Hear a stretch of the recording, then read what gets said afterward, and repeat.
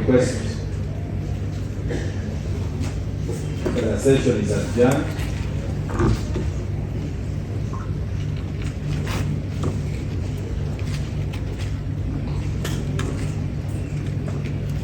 Wednesday, the 15th.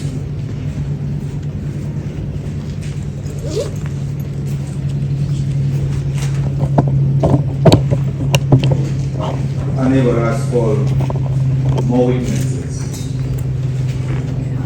Yes, right. So present.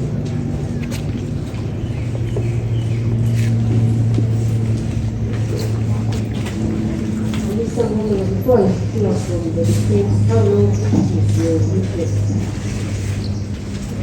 How long is your next witness? My Lord, the next witness will take at least an hour, between 1 hour and 1 hour and a half, in my estimation, for the evidence. Evidence is key. It is now 5, and maybe I will now need to listen or hear from the prison. From prison, I would like to know what is the latest time that you need to take him back? Latest. Your Honor, I would pray with you, please, not beyond 6. Not beyond 6. Yes, Your Honor. Okay, so I want to propose something, Mr. Morgan. Yes, my Lord. We can take on this witness and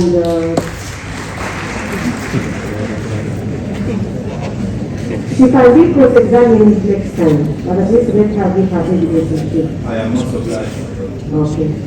We shall ensure that we don't exceed 6 o'clock because that will be taken back.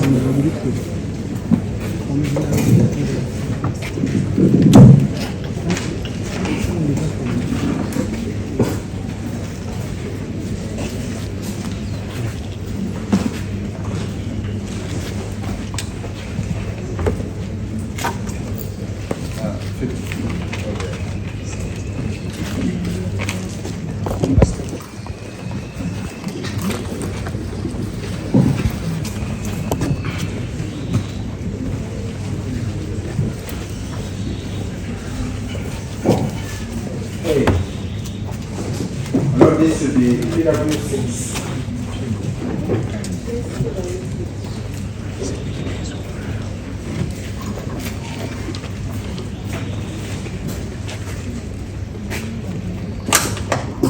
Good afternoon, madam. What's your name? Ma'am Telugu? Phoebe.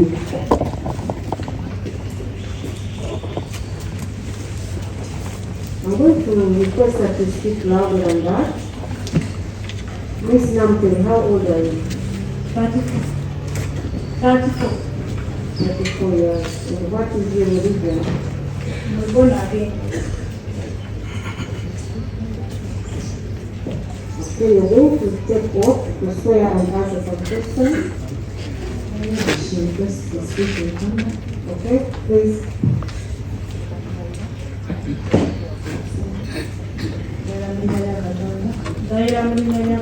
Obujulizi bw'engenda bw'omukooti ku musango guno gwa mazima awatali bulimba. Okay, Ms. Namtel, we have been informed that your evidence is quite long. If you need to sit down, please let me know. Obujulizi bwo bujja kuba obuwanvu bw'oba oyagadde okutuula waniko omukono mukumira okikiiko. Phoebe, please just repeat your full names again.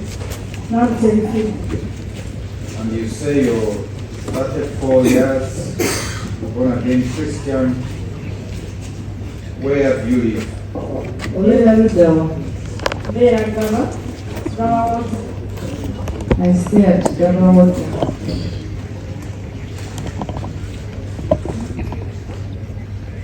Which division is this? Division ki? What district?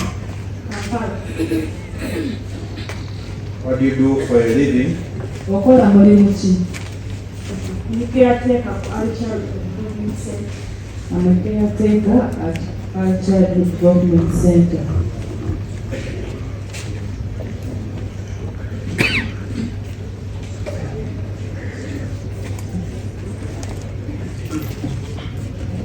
For how long have you been a caretaker? Daycare? Omaze banga ki ng'oli caretaker ku Daycare? Myaka 5. 5 years.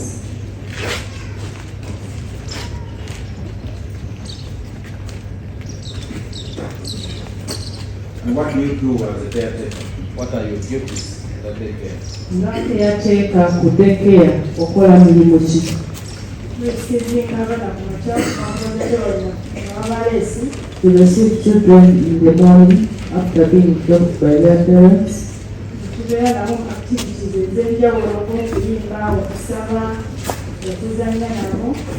We do a lot of activities with the children. We pray, we sing, Tubaliisa, we serve them food, tubanaaza, we bathe them, tubeera nabo okutuusa bazadde baki. we remain with them. Going to go slow. Ojagenda mpola mpola bawandike ebyologera. We remain with these children until they are picked up by their parents.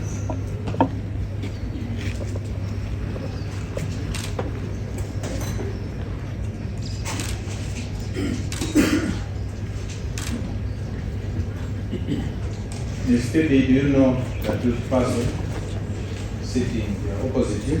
Olwo omusajja atudde awo omumanyi. Mumanyi. I know him. How do you know him? Omumanyi otya?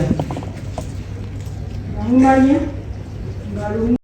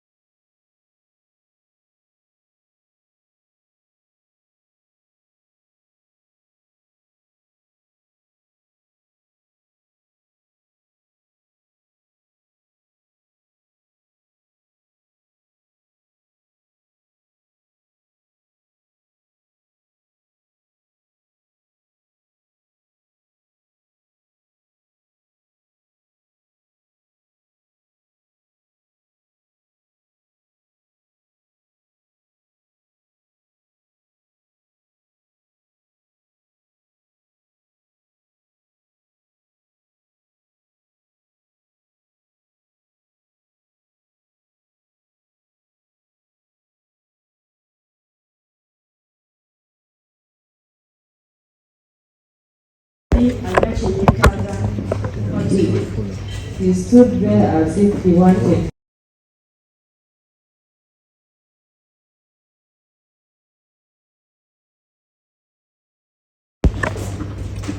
Yes. Bwe namulaba nagendayo ku gate we yayimiridde. When I saw him, I went to the gate where he was standing, Naye gate yayimirizzawo.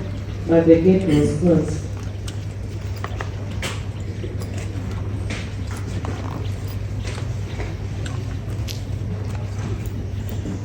Yes. Namubuuza engeri y'okumuyambamu. I asked him how I can help him.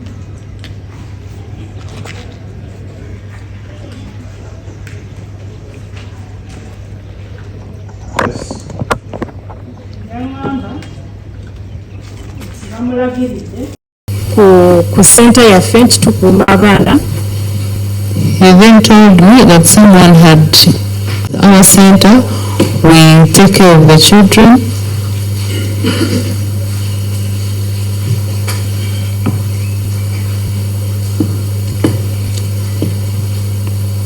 Yes. Nimubuuza emyaka gy'omwana gy'alina. I asked the age of the child he intended to bring.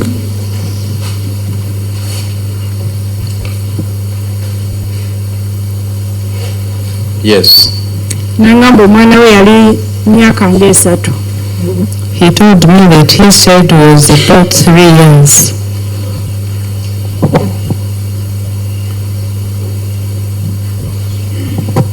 Yes. Nemugamba ffe tukuuma abaana abali below 3 years. I then told him that for us we keep children only below 3 years.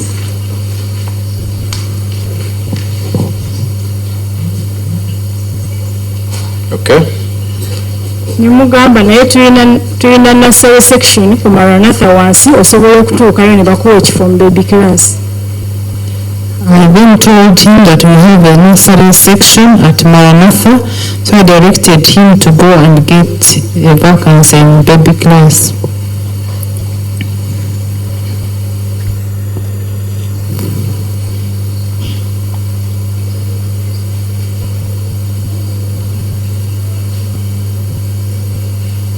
Okay. Yanziramu n'angamba nti yagezezzaako dda okutwala omwana oyo mu baby class naye abasomesa gye yamututira bamuadvisinga nti omwana tajja kusobola. He told me that he had already tried taking the child to the baby class, but the teachers advised him that the child might not be able to be in nursery in baby class.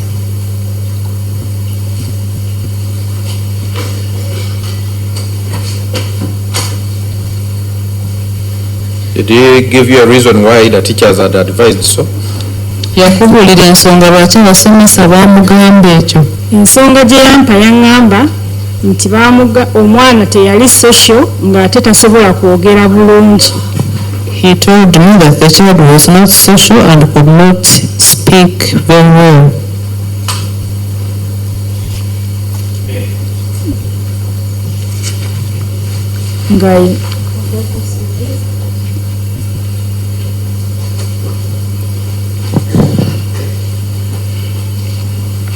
In what language were you interacting with the accused? Twayogera Luzungu. We were speaking English.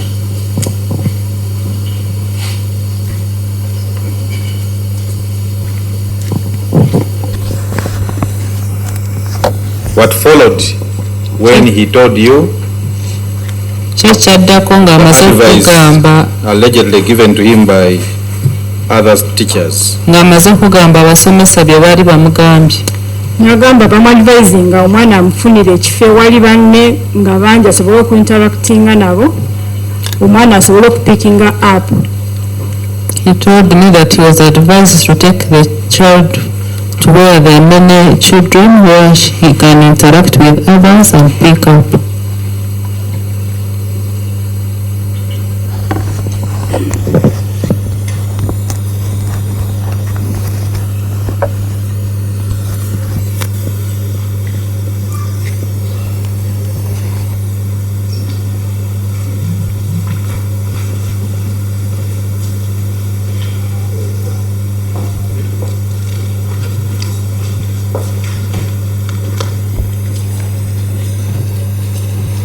Yes.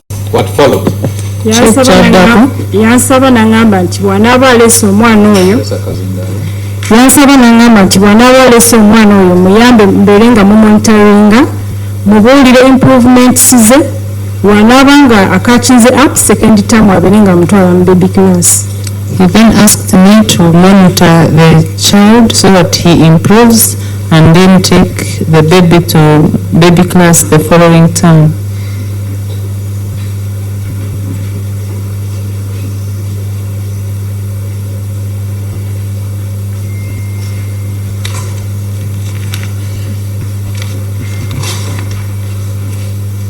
Yes.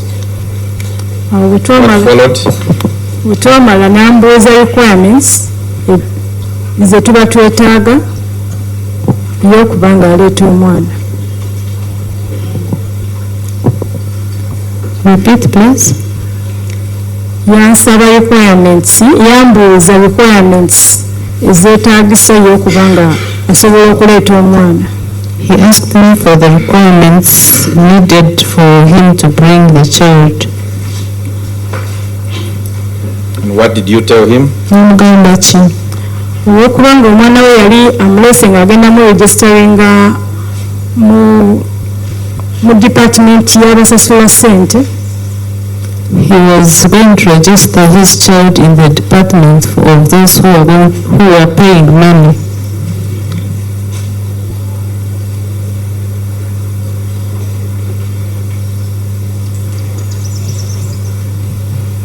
Yes. Namugamba monthly charges emitwalo giba 12. I told him that it is 120 per month, 120,000 per month. Yes. Registration omutwalo gumu, 10,000 for registration. Yes. ne uniform ebala mitwalo 6. And 60,000 for uniform. 60,000 for uniform. And ne school bag mwaleetera engoye z'omwana we ez'okumukyusa nga tumaze omunaaza. And a school bag where he can put clothes for the child for changing after bathing. and where were you as you told him all of these details? Ng'omugamba ebyo mwaluddawo. Yali wabweru nze nali munda gakidde saamugulira. He was outside the gate and I was inside. On that day I didn't open for him.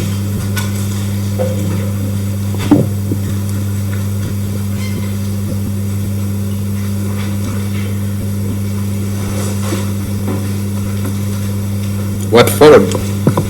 Kyekyaddaku. Yaŋŋamba kagende abitunulemu agenda kudda akole asasule.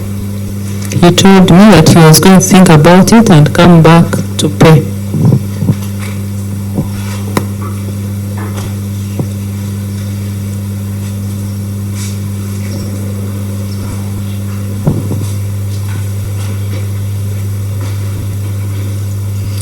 On that day, you say he came at around 11. Ogambyeko oyo yajjanga ku ssaawa 5. Yajjanga ku ssaawa 5 mpozi kye neerabidde bwe yali tannagenda yambuuza tusasula tutya. He came around 11, but before he left, he asked me how we pay.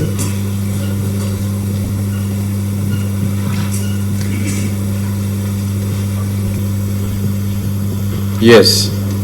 Nemugamba tusasula cash mu office. I told him we pay cash in the office.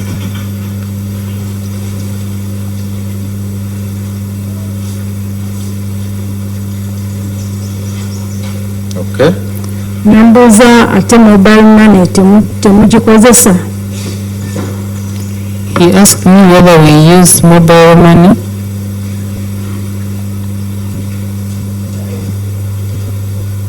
Yes.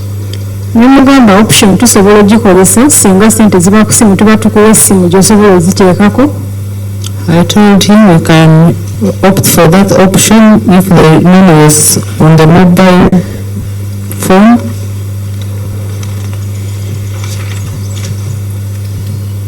Yes. Era bwe yamala n'agenda. After that he went away.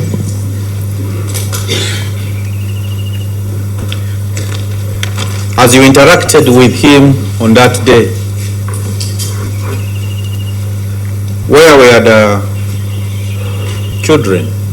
Bw'oyali oyogera naye ku lunaku olwo abaana baali buddawa? Baali bazannya wabweru kubanga obwo obudde bubeera bwa break time nga bazannya outside. They were playing from outside because at that time is break time.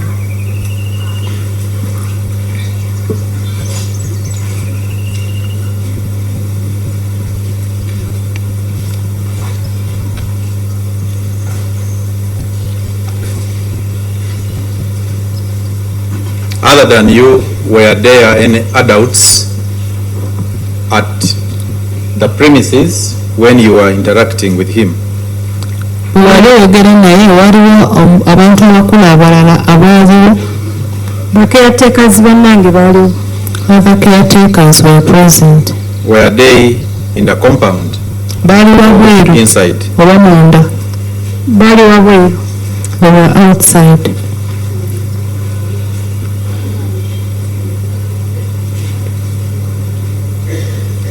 Were they male or female?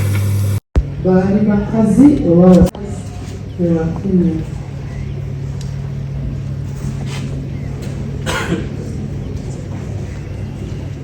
So what followed after he left? Bwe yamala okugenda ki ekyaddako? Okomawo tanesitidde nga bbiri ogwokuna byali mukaaga. He came back the next day on 2nd April 2026. Around what time? Sawa nga meka. Okomawo obudde bwe bumu ng'era zigenda mu ssaawa nga ttaano. He came the same time towards 11. What happened when he returned? Bwe yakomawo ki ekyatuukawo? Era yayimirira ku gate nga we yayimirira the day before. He came and stood outside the gate just as he stood there the previous day. Yes. Namulaba engeri nali mulabyeko nga twayogedde naye era nerinda ku gate. When I saw him, the fact that I had talked to him, I approached the gate.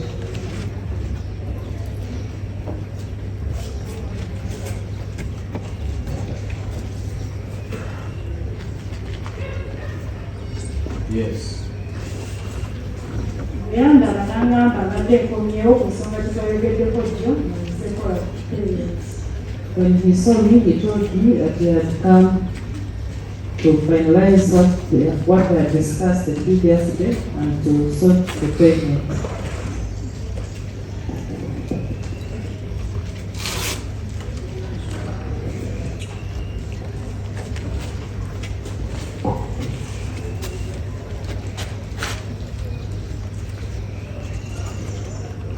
Yes.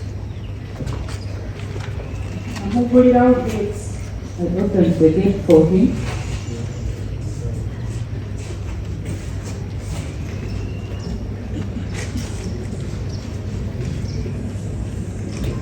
Did he come with anything as he entered? Ng'ayingira yali alina ky'alina.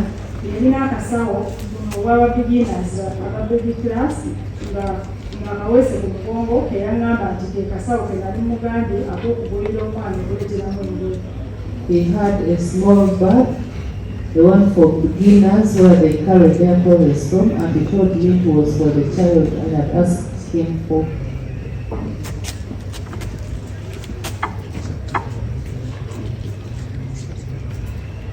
Okay. Namuguli yali mutwala mu ofiisi ya coordinator Madam Wadon Ahmed. I opened for him and took him to the office of the coordinator, Madam Adongo Anne. It's called who? Wadon Ahmed. Sorry? Odongo. The other name? Ahmed. Just make good use of the name.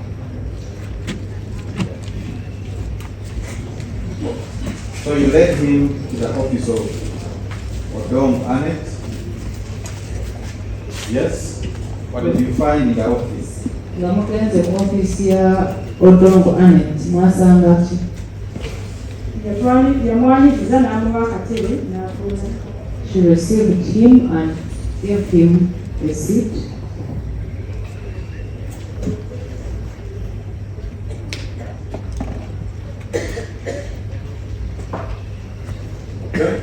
Ne mumwanjulira ngeri twali twayogeddemu naye olunaku olwali lwayise. I introduced him to Madame Odom and told her that he had talked the previous day.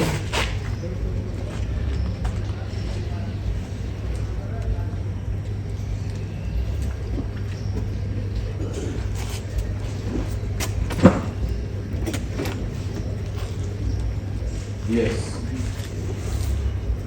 Madam Wadon naye yamutabyuwingamu n'amubuuza ku nsonga z'omwana oyo.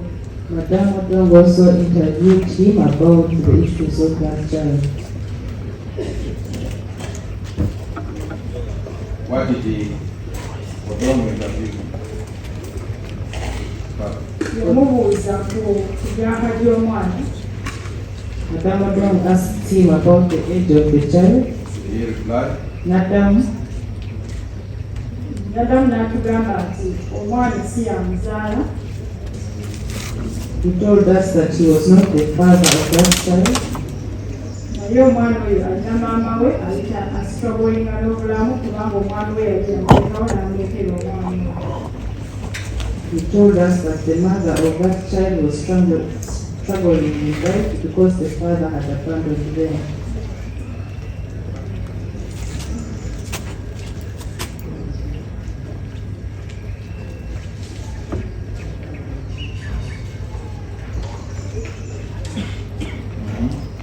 N'atugamba ye yali avuddeyo ng'omuyambi azze okuyamba omukyalo yaleme nga amulabirira omwana oyo n'okumuweerera. He told us that he was coming in as a good Samaritan to help the woman and take care of the child.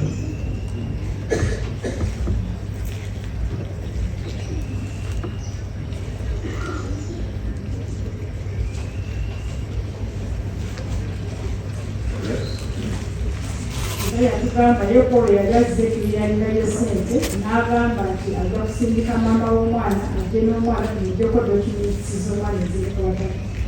He told us that he had come to pay and he was going to send the mother of the child to come with all the documentation.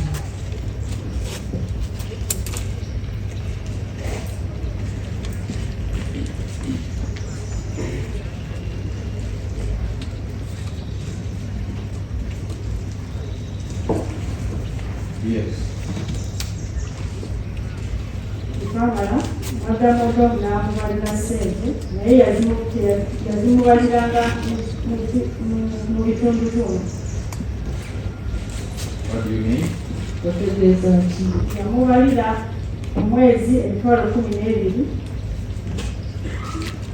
But Amadon also calculated the fees for him, 120,000 shillings for the month, Omutwalo gwa registration 10,000 for registration, n'emitwalo 6 gya uniform.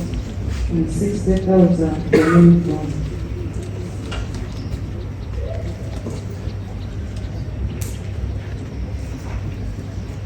Yes.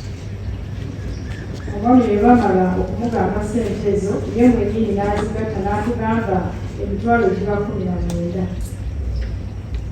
After being told of the amounts, he added it up and he told us it was 190,000.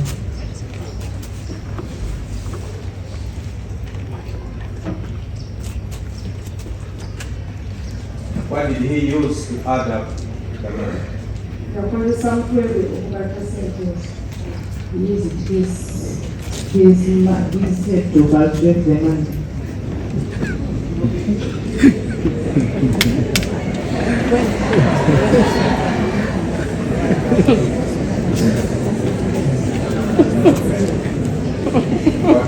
What followed? Tukakane,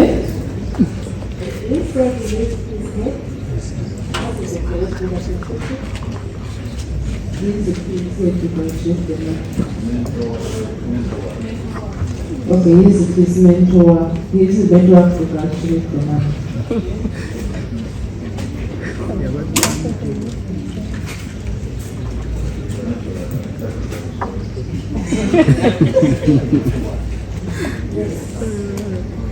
Ma'am, you say he calculated the money and told you that the total was 190. What followed? Ogambye nti yayagala ssente n'abagamba nti zaali mitwalo 19. Kyekyaddako. Mrs. Odom yaggyayo calculator confirming. Mr. Dong got a calculator to confirm. Mrs. Dong got a calculator to confirm the amount.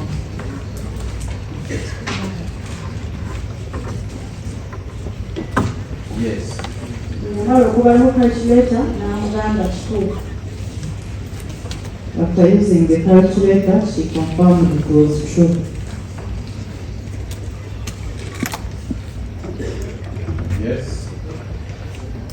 n'amugamba amuwe namba y'essimu kubanga ssente zali ku Who told who? Ani yagamba ani? Mr. Christopher n'agamba Madamani amuwe enamba y'essimu kw'abatema ssente kubanga ssente yali azirina ku ssimu. The accused requested Madam Odom to give him the contact where he can deposit the money because he had it on mobile money.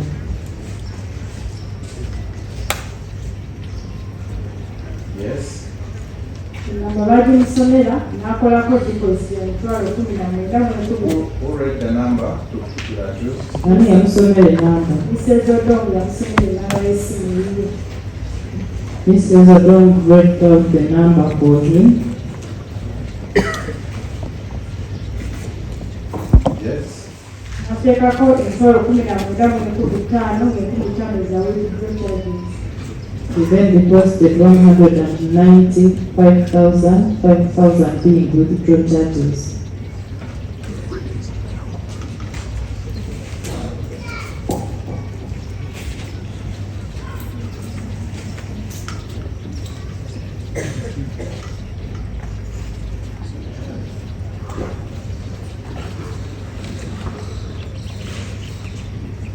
Yes.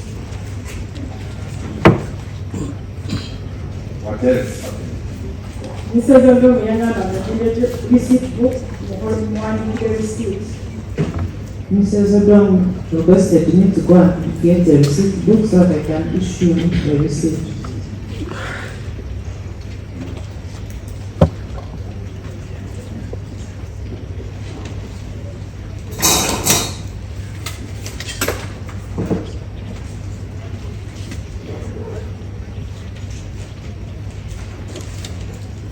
Yes. Ali mpandiika receipt nemubuuza amannya g'omwana ge mbateeka ku receipt. As I was writing the receipt, I asked him for the names of the child so that I can include them on the receipt.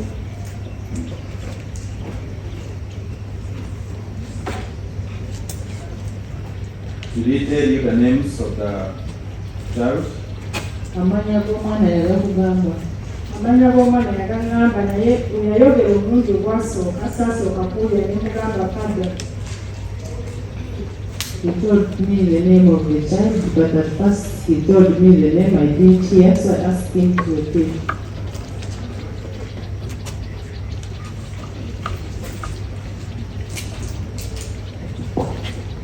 Yes. Ekifo ky'okunziriramu yasiperinga amannya gombi yagasiperingira nga bwe mpandika ku receipt. Instead of responding, he instead spelled the names for me as I was writing on the receipt.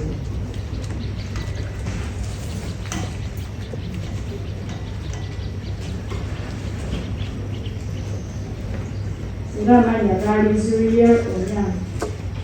The name was Zulia Onyang.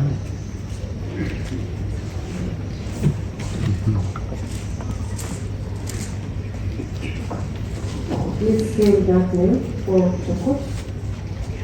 Z-U-R-I-E-L.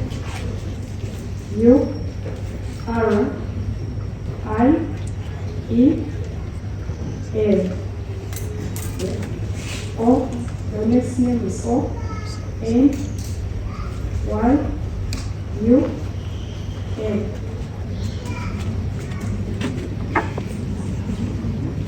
Zulia Onyang.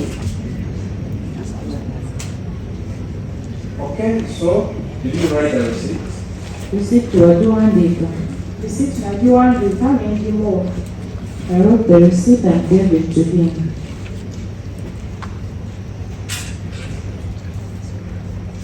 What followed?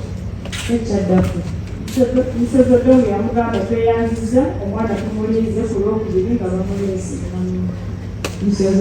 Odom thanked him and told him that we were waiting for the child to be brought on Tuesday.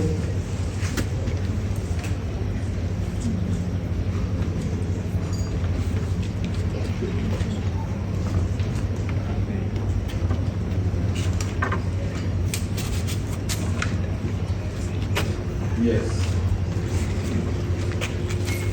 Yafuluma wabweru n'atambula.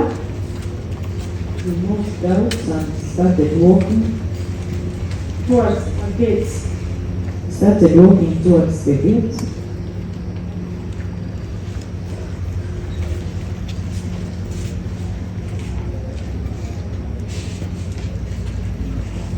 Yes. Yatuuka ku gate namujjako attention nga ndowooza afulo. When he reached the gate, I did not pay attention anymore. I thought he had left.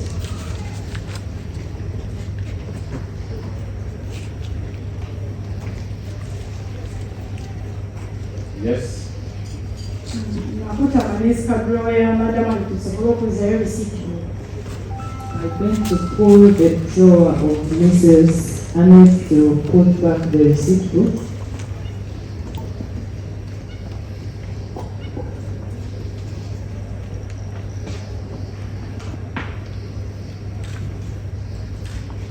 Yes. Naye mba sinaba okiteekayo n'etula mu dirisa kubanga otula mu dirisa oba olengera ekikula amaaso waggulu. But before I could put it, I looked through the window because through the window you can easily see what is taking place outside.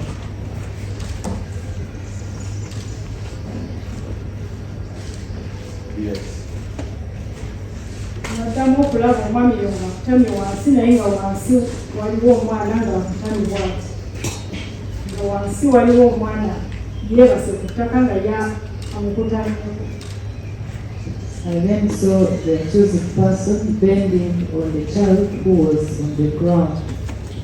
Was he bending? Was he squatting? He was bending.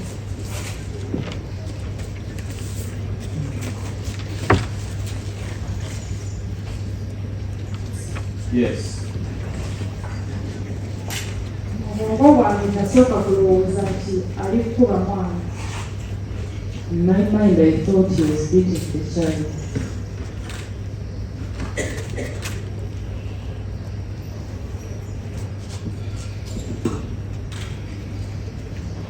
Yes. Nadduka misinde receipt nagisuulawo wansi n'enziruka kisinde weeyali. I threw down the receipt book and ran towards where he was.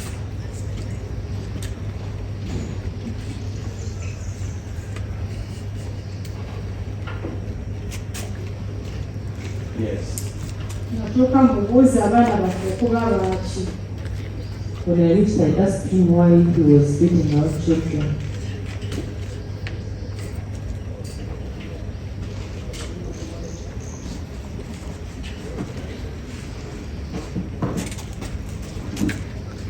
Yes. Naye yali tannanziramu ngeno tunula wansi nga waliwo omwana gwe bayita Keisha Benot. Before he responded, I saw Keisha Keisha? Again was down Nali mu kitaba ky'omusaayi. in the pool of blood.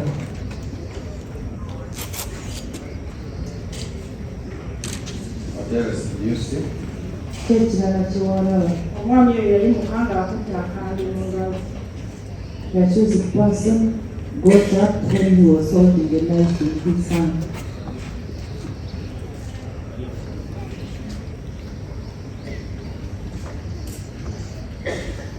Yes. Omwami oyo yali sipide nnyo mu bintu bye yali akola, yabakirawo omwana ow'okubiri immediate. He was so quick that he immediately grabbed another child.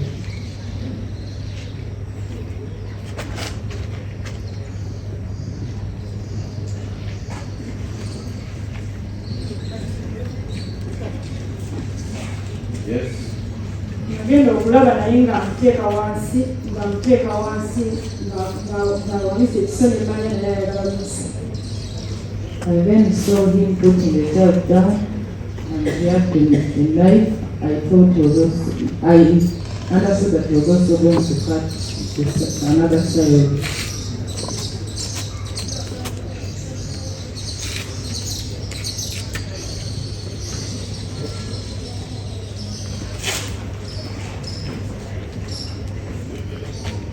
Yes.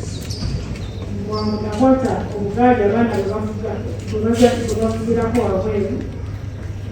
I immediately got one of the bicycles the children use outside the compound.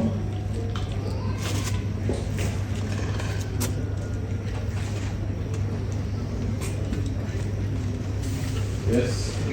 Nekamukasikira. I threw it at him. Yes. Nakamukasikira yasooka n'aleka omwana gwe yali akutte n'asooka n'angobaasi. When I threw the bicycle at him, he left the child and then started running after me. Yes.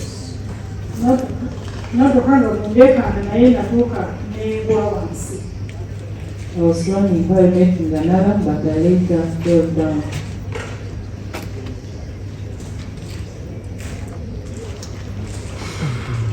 Yes. Bwe yalaba ng'agudde wansi yandeka n'addayo n'adda ewali abaana. When I fell down, he left me there and went back where the children were.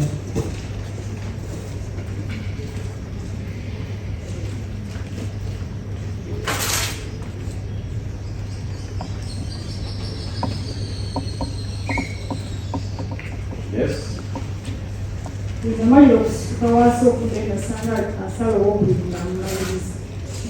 By the time I got up, I found when he had finished catching the second child.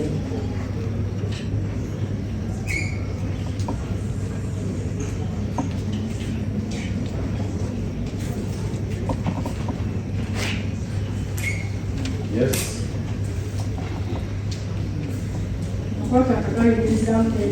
Nakwata akagaali akalambiziramu nekamukasikira nga agoba omwana ow'okusa.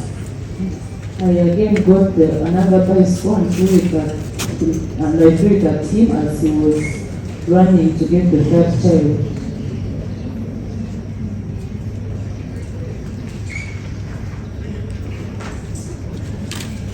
As this was happening, where were the other caretakers? Kubyo byonna nga tugenda mu maaso bakeyateeka abalala balabika. Ekintu kino kyagwawo mu bwangu byonna byaliwo mu dakiika ezaali entono ennyo. Musezedo yali amaze okufuluma awo wabweru ng'akuba alam teyateeka omulala kubyatumirira yali akutte baana manju kubanga tubawerekera feshotcol n'okulongoosa emanju potis byamusanga ali manju baali bakamala okulya bread nga teyateeka omulala ali kulongoosa lumu naye awo yasale mwana okuba eyali alongoosa kirasi nebalibidde breakfast musezedo ngu baali bafulumye nga bakubandulu balimalirana. So you are going to go over again. Yes, and the question was, where were the other caretakers? And you're going to tell us slowly, tell us so and so was here, and the other person was here, so that we are able to understand. Because we are not there. Bakubuuliza bakeyateeka abalala gye baali ebyo byonna biveerawo naye okujja kugamba keyateeka gundi yali wano ono yali wano kubanga fena twali tetuliyo. So where were the other caretakers? Bakeyateeka abalala baali lugawo. Caretaker omu yali mulungi baali balibidde breakfast ng'alongoosa. One caretaker was cleaning the room where they had their breakfast from.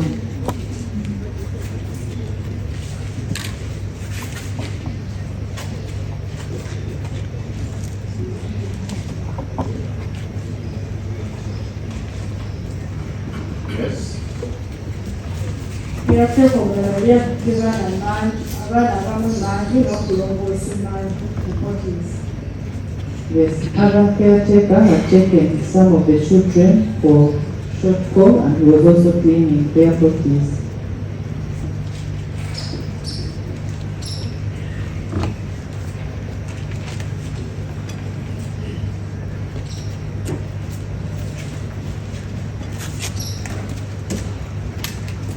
Yes. Musezedo bwe yali mu office. Report gy'amaliriza ku office. Ms. Everton was in office finishing some report.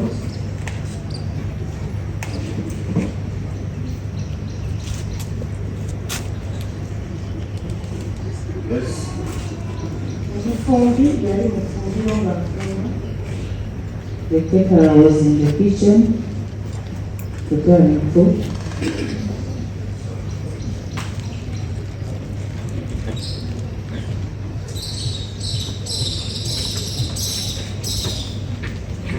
So you say you were throwing the pipes at him and making noise. They respond. Ogambye nti wali omukanigira obugaali nga bw'okuba enduulu bajja okulaba kyekyali kituuseewo. Yali alongoosa ne madamu Annette baavaayo. The one who was cleaning and Madam Annette came out. Naye tebasooka kumanya kyali kigenda mu maaso kubanga bano babiri yali asaze baali wansi kati baalaba angoba nga tebamanyi lwaki angoba. But they could not tell what was going on because the two he had cut were down and they didn't know why he was chasing him.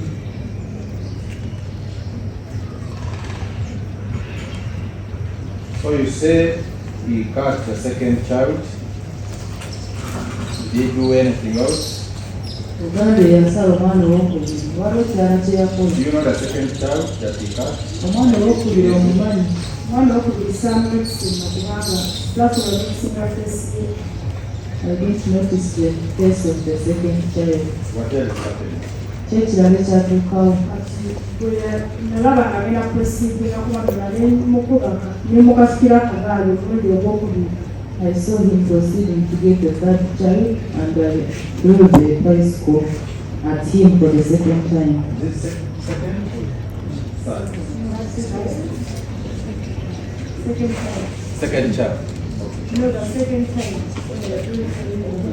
So this is when he was proceeding to which child? To the third The child. third child. Yes, so what followed? Kyo ekyataako. Mr. Brown yangoba. This time he chased after me. Naye nali nzijjudde okutya nga nkaangana naddukanga nga bwengwa nabwo ebigo bisatu. I was scared and in panic, so I was running while I was falling. I was falling down. I fell 3 times.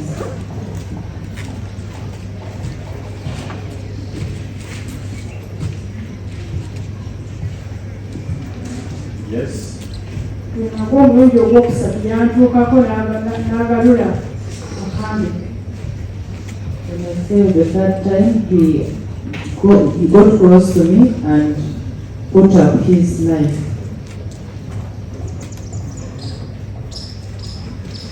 Yes. Engeri gye nali maze okulaba ng'asaze bali ebinyamanya n'agagenda kunsala enzibiriza amaaso. Because I had seen him cut other children, I thought he was also going to cut me, so I closed my eyes.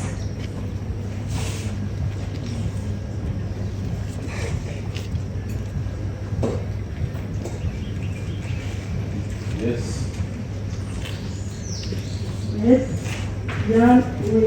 Yandeka nadduka naddayo mu baana si. He still left me and went back to the children.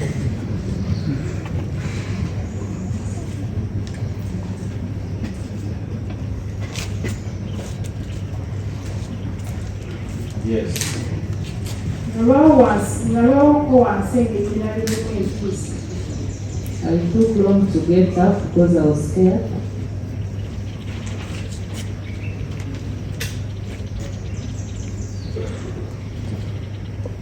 Yes.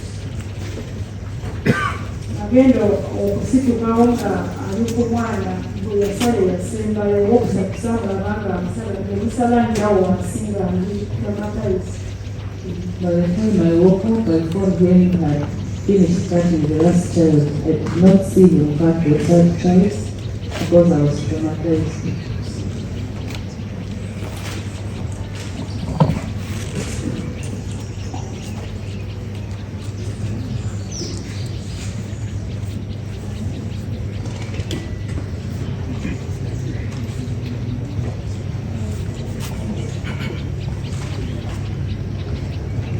Yes. Omwana bwe yasembayo sala bwe namulaba ng'asembayo sala yali Ryan Odeka. The last child I saw him cut was called Ryan Odeka.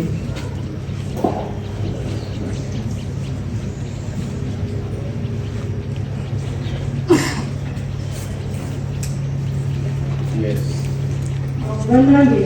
Bannange enjulu ze baali bakubye waliwo yali aziwulidde nazo okutuyamba. At that point, my colleagues had made an alarm and there was someone who had come to rescue us. Era nalaba Cyrus Mukene yasooka okujja n'asamba geeti n'omungi. And the first person to arrive was Cyrus Mukene. He came, kicked the gate open and entered.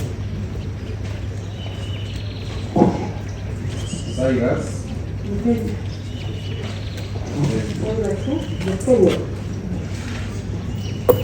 Who is Cyrus in Kenya? Cyrus Mukene Baali bazze nga balina ebaza okukola ku church. Baali ku church compound. they had come to the church compound. They were doing something there.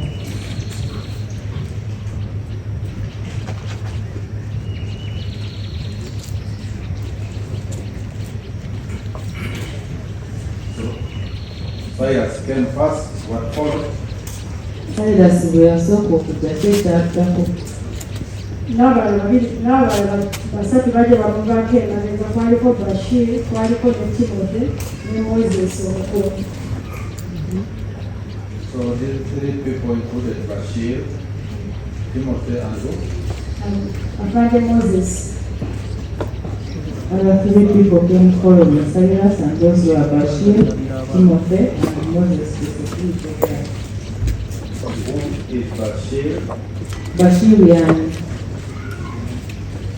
Bashir ne Timothy be bamu ku baali balina ebaza okukola ku church. Bashir and Timothy are some of the people who had come to the church to do some things there.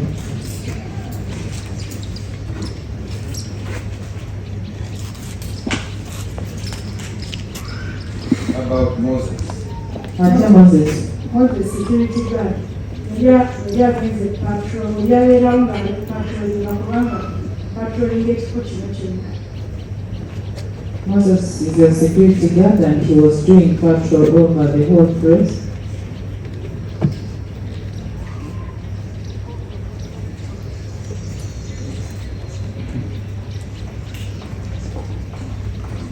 So by the time Bashir, Timothy, Moses, and Cyrus came, where was the accused? Cyrus, Bashir, Timothy ne Moses we baayingirira. Omwana Christopher yalirugamu. Cyrus we yayingira yamusanga ng'akyasala omwana asembayo. Ng'akyakutta omwana asembayo amusanga. At the time Cyrus entered, he found the accused person holding the last child so that he can catch the child. What happened?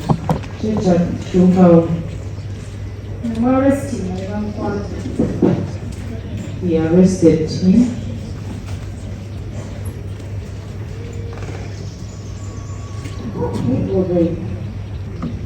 Was he alone when he was? He's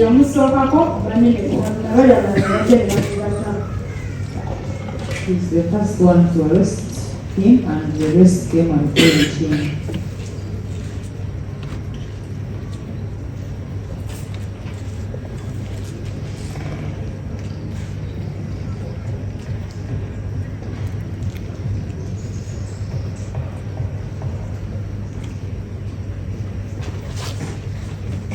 Where did they take him? Bamutwalawo. Or find him? Bwe baamala omukwata bamutwalawo. They took him to the security room at the gate.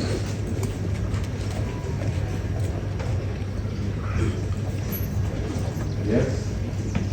Bamusibiramu kubanga n'obulebe abantu baali batandise okujja.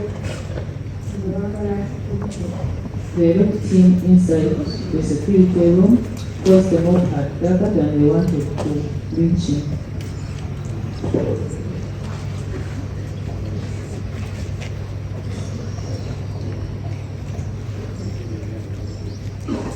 Taking you a little back, at the point of arrest, where was the knife that he was using to kill the kids? Nga bamukwata akambi ke yakozesa okutta abaana abo kali lugawa. Bwe yalaba nga abasajja bayingidde,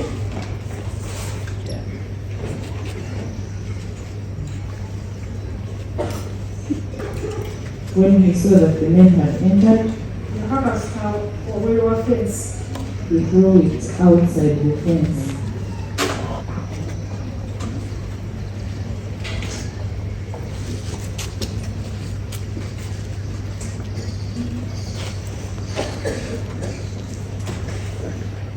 Do you observe any other thing as he was being arrested? Nga bamukwata olina ekintu ekirala kye walaba. Nalaba nga bamusikamu obwangu obulala bubiri bwe yali ataddemu wano mu stocks. They pulled 2 other knives he had kept in the socks.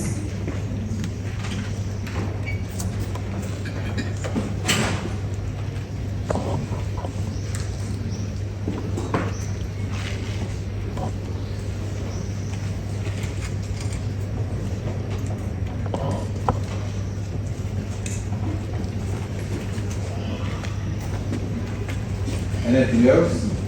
Waliwo ekirala. Abantu bajja n'abazadde batandika okujja nga buli omu anonyamu omwana we tebaali basigadde nga balamu bwebakola. People started coming and different parents came looking for their children and started taking them back home.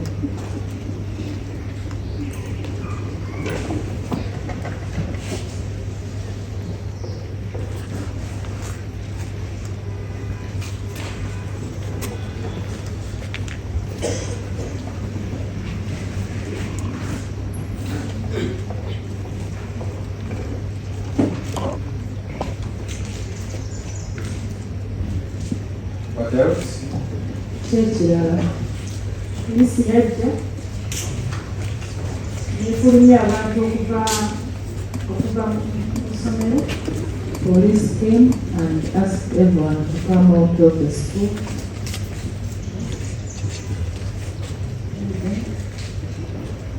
What else?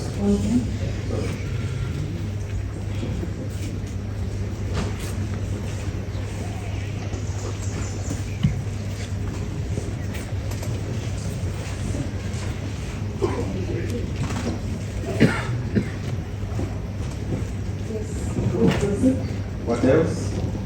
Kyekirala. Poliisi yagaza ekintu ekitanga tekyakkiriza muntu yenna kuyingira. Police cordoned off the fences and they could not allow anyone to enter.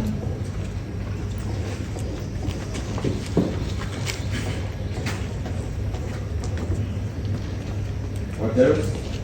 Kyekirala. Poliisi yanyanga okuggyamu engoye ze nali nyambadde ezaawo kubanga zaali zijjudde emisango. Police asked me to remove the clothes I was putting on because they were soaked with blood.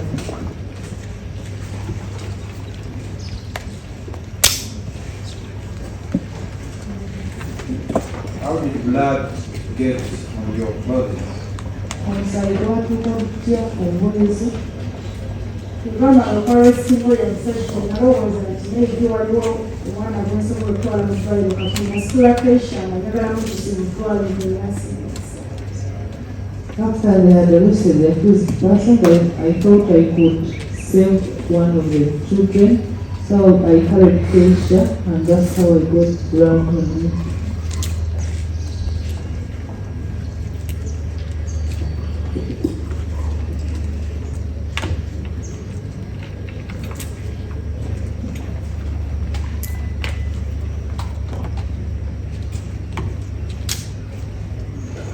What else? Kirala. Abapoliisi banzijjako statement We made the statement.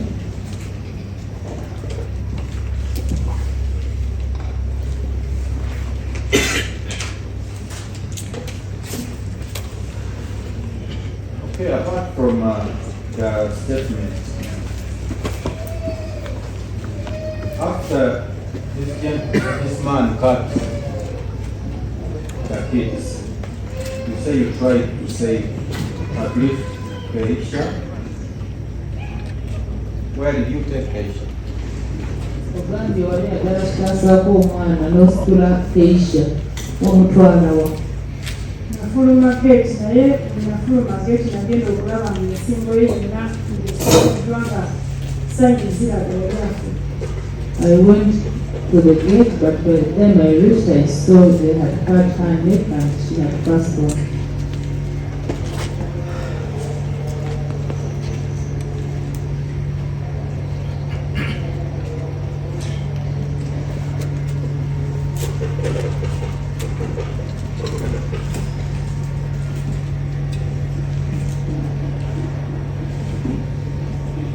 About the other kids? Ate abaana abalala Keisha namuzaawo namuleka ku gate nengenda afiire ku balala ngabe naye bonna nasanga nga ndaba obubonero bwe balina nga balabika baafa. I left Keisha at the gate and went to see other children, but when I reached them, they had signs that they had also passed on.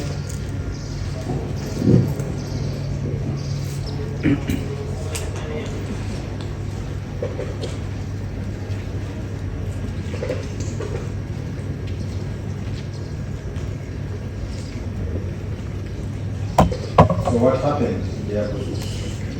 Kyatuukako ku mirambo. Omukyala gwe wajja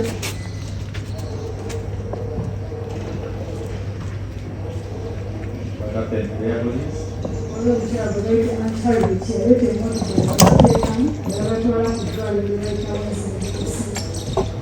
There is a lady called Aunt Harriet. She brought a vehicle and they took them to Winfrey Medical Center.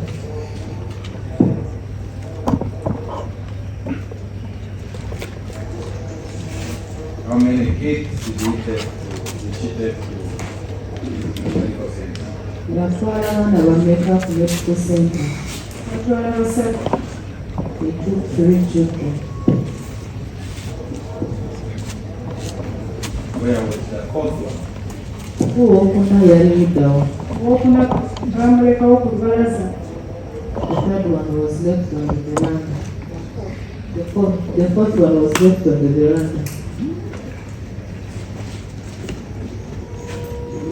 Why? Lwaki? Saamanya yeesuubira balwashima abateekamu tebamanya. I don't know, but I believe the people who were taking them to the vehicle didn't know that there was a fourth one.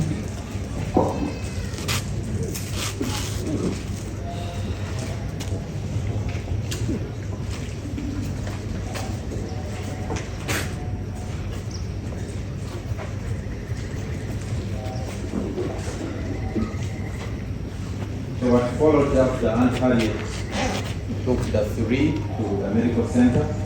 Kyekyaddako nga Aunt Harriet atutte abasatu ku Medical Center. Natamu nawulira phone call omwami ng'akubira okuweereza namugamba nti abaana bonna bafa. One of the men around called at the medical center and they told him that all the 3 children had died. Did you confirm yourself? Kwenga wakikakasa. Keyateeka munange bamutwala kuwenza asobole okwalira ekifaanyi b'abaana yagendayo nakonkamira abaana bali mutwala. My colleague, another caretaker, was taken to identify the children at the hospital and she confirmed to us.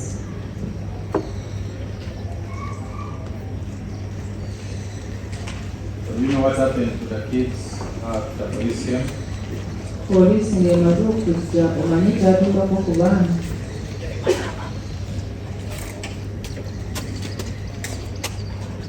Nawulira nti babajja kuweza abatwala. I heard they were picked from Wenzi and taken to Bravo.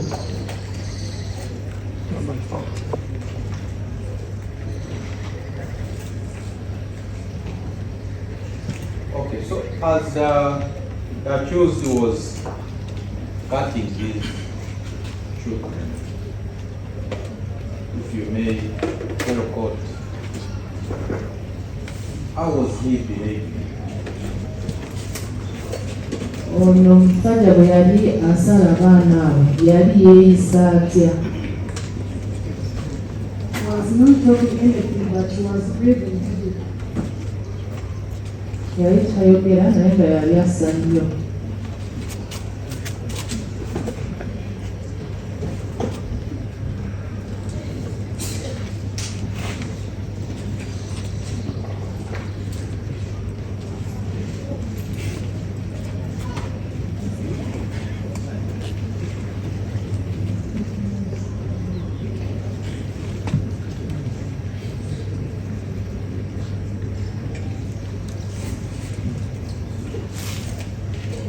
You say he came with the bag.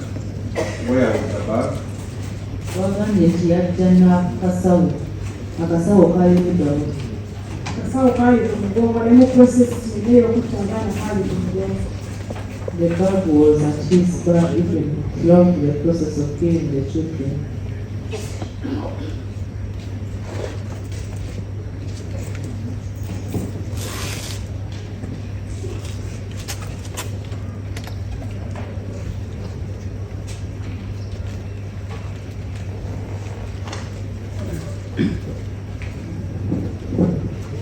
And you say you issued him with the receipt.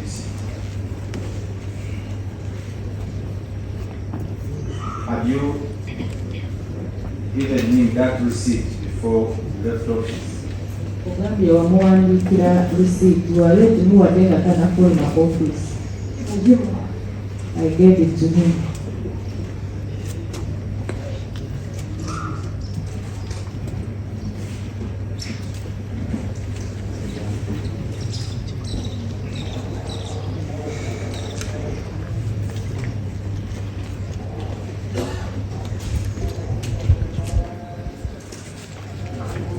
If I show you a copy of the receipt that you authored, will you be in position to identify it? Eba kulaga kopi ya receipt gye wamuwa osobola okugitegeera nti yeeyo. So I can.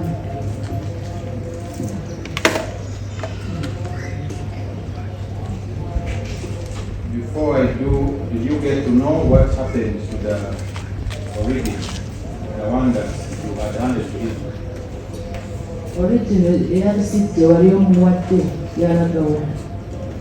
original nalaba abapoliisi nga bakebera ebintu bye yalina mu kasawo nga yali. I saw police officers as they were searching his bag and it was there.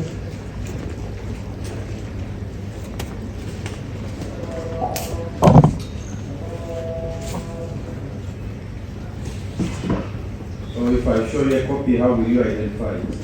Eba kulaga kopi ya receipt eyo okitegeerera ku ki?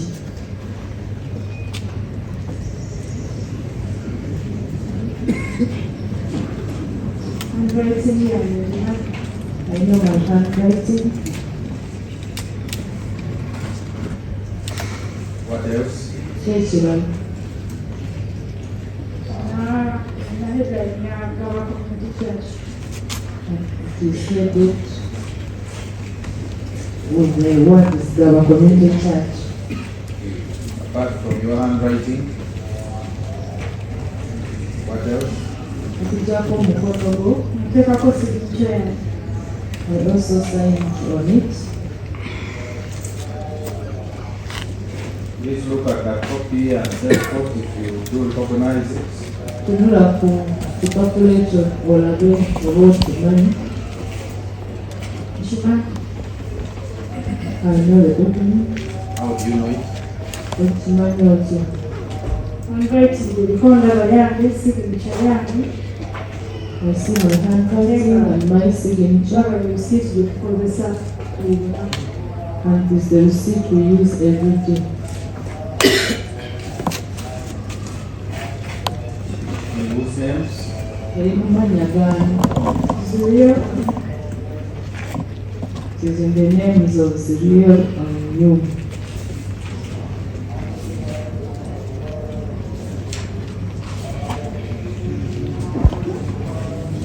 it dated? kuliko ennaku z'omwezi. Kuliko ennaku z'omwezi nga 2/4/2026. Second April 2026.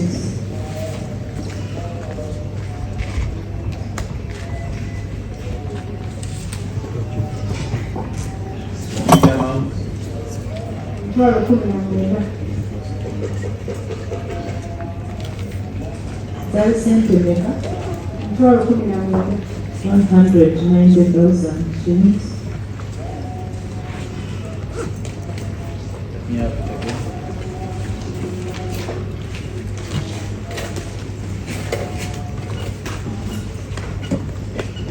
For which purpose? Zaali zaaki? Kuliko daycare fees plus uniform plus registration.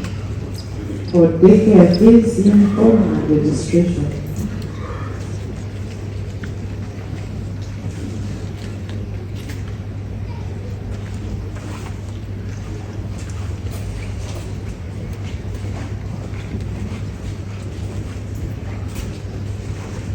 I know you prefer to have it in here.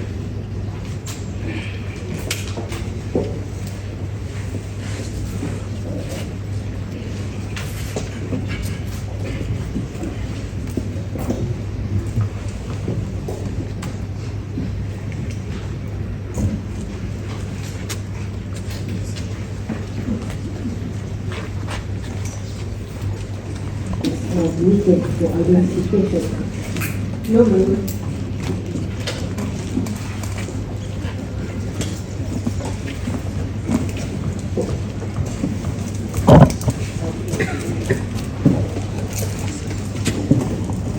Unity chart receipt number 2958 is admitted for identification and is marked PPIP1.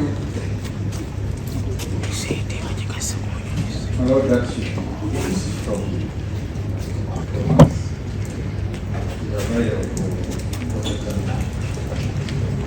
Thank you so much, Ms. Samuwadana, and thank you so much, Ms. Phoebe. We are not going to have this process coming to after 6 o'clock. I think we need to break off now. So when we come back,